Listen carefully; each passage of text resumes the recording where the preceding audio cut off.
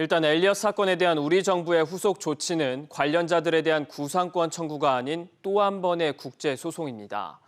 추가 비용이 들고 승소 확률도 높지 않다 보니 구상권 청구 논란이 쉽사리 사그라들지 않을 전망입니다. 이어서 배진솔 기자가 보도합니다.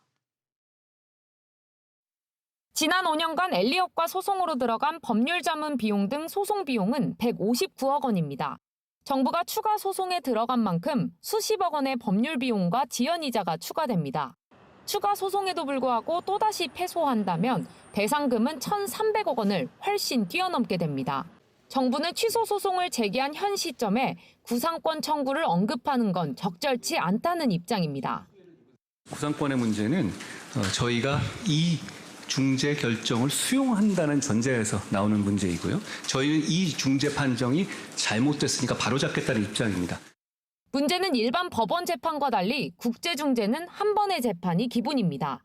취소 소송을 제기하는 경우 재판 절차나 판정 이유에서 명백한 위반을 발견해야 합니다.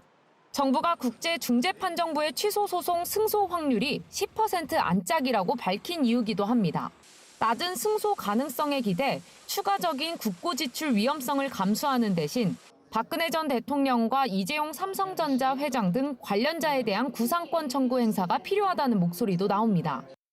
결국은 국민의 또 다른 세금을 낭비하는 그런 일을 가져올 수밖에 없고 판정 확정 이후에 다음 단계로 넘어가는 거에 대한 부담감, 국민들 관심이 희석될 때까지 시간 끌기용으로 이재용 회장은 이달 초 경영권 불법 승계 혐의 재판에 출석하며 구상권 청구 주장에 대해 묻는 취재진의 질문에 아무런 대답을 하지 않았습니다.